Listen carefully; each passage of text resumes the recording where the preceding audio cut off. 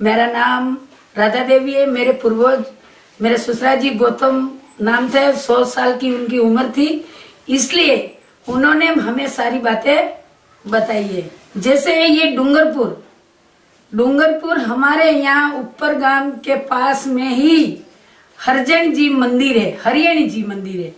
वो जैनियों का है और जैन यहाँ आते जाते, पहले गाड़ी घोड़ा कुछ नहीं था और बैलों के ऊपर लाद के सामान लाते और जाते, तो यहाँ रुकते और खाते पीते। यहाँ कुआ भी है और आराम करते। इसके बाद ये क्या हुआ कि एक तरफ तो राजा था और एक तरफ आदिवासी डोंगर बलोडा करके नाम था उसका, वो डोंगर बलोडिया यूं मेरे ससुरा जी कह रहे थे। तो दोनों तरफ आमने सामने ये रहते थे। एक दिन क्या हुआ कि वो पहले जमाने में तो छाछ खींचने का मशीन तो था नहीं, इसलिए जो छाछ खींचते वो यहाँ रस्सियों से खींचते और गोला होता, मटका होता, वो गार का होता, ऊपर जो खींचने वाला होता लकड़ी का होता और खींचने वाला वो रस्सी का होता और खींचते थे। आप जैसी एक डोंगर बड़ोड़ा की लड़की थी। वो लड़की खुले बदन ही तो छाछ खींचते, वो लड़की थी इस हिसाब से। तो उसके छापका जो था, छोटी का बालों का जो छापका था वो सोने का था। सोने का तो सूर्य की किरणें जब पड़ी तो राजा का महल भी कांच का दरवाजा था और डोंगर बड़ाडा का नाम भी घर कांच के दरवाजा था। तो वो किरण, सीधी ही किरण रानी के आंखों में पड़ी। जब रानी के आंखों में पड़ी तब रानी ने कहा कि एक आदिवासी की लड़की ने मेरे आंखों में किरण पाड़ी, ये तो अच्छा नहीं है। यूं करते आमने सामने बोलते बोलते झगड़ा हो गया। महाभारत रच गई, झगड़ा हुआ। झगड़ा होने के बाद ये सारे मार पीट करके ये भाग गए, ये उधर भागे, ये इधर भागे। क्या पता कैसे हुआ, वो उस समय की बात तो अपन ने देखी नहीं है, लेकिन कुछ जैसे अपन कुछ बात सुनते हैं। अब राम लक्ष्मण अपन ने नहीं देखे, लेकिन कहानी से अपन जानते हैं। महाभारत अपन ने नहीं देखी, पांडव कौरव अपन ने नहीं देखे, लेकिन कहानी से अपन जानते। ऐसी है, यह भी एक कहानी से मेरे ससुरा जी हमको कहानी सुनाते थे। फिर यहाँ से भाग के डूंगरपुर जाके उन्होंने डूंगरपुर रचाया। वहां जाके पूरी डूंगरपुर की चालदेल और वहां का राजा डूंगर बड़ोड़ा बना। फिर उसके मन में थोड़ा कुर्सी हाथ में आ जाती है तो बल तो आ ही जाता है, तो कुर्सी के हिसाब से उसमें अभिमान और घमंड आ गया।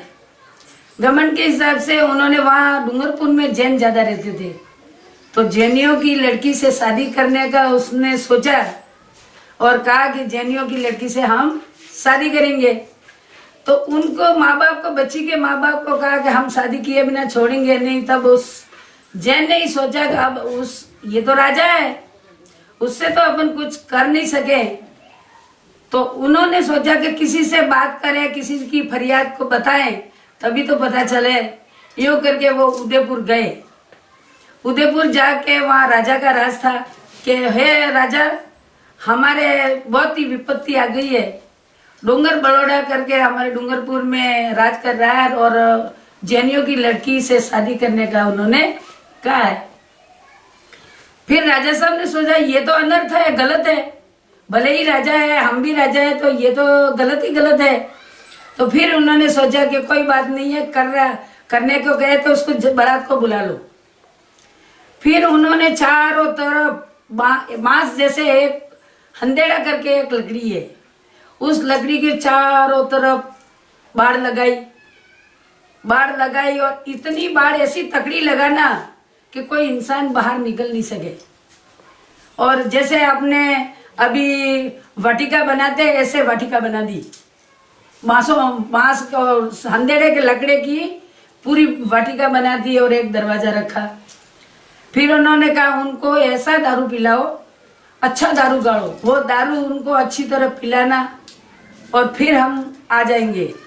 तो बहुत गमन हो गए, वो तो दारू पिया नशे में, उनको ये भी पता नहीं कि हम कहाँ तो बैठे हैं, कहाँ से घोड़े पे सवार होके उनके राजा के जो पास सिपाही थे, वो घोड़ा पे बैठ के राजा भी आए और सिपाही भी आए। सिपाही आके उस जो वाटिका बनाई थी उस वाटिका में घोड़े डाल दिए। डाल के सारे इतने घोड़े घुमाए घुमाए घुमाए घुमाए सारी बारात नष्ट हो गई, मर गई घोड़ों के खरियों से। फिर डूंगरपुर उदयविलास पे राजा साबली से लाके फिर बिठाया और राजगद्दी राजाओं की बनी। और इसके पहले अब लक्ष्मण सिंह जी थे, उनके बेटे नेपाल सिंह जी है, अब हर्षवर्धन सिंह जी है, वो अपने राजस्थान में वो कोई सांसद है वो। और ये कहानी मेरे ससुरा जी ने कही है। इतनी कहानी मैं डूंगरपुर के बारे में जानती हूँ।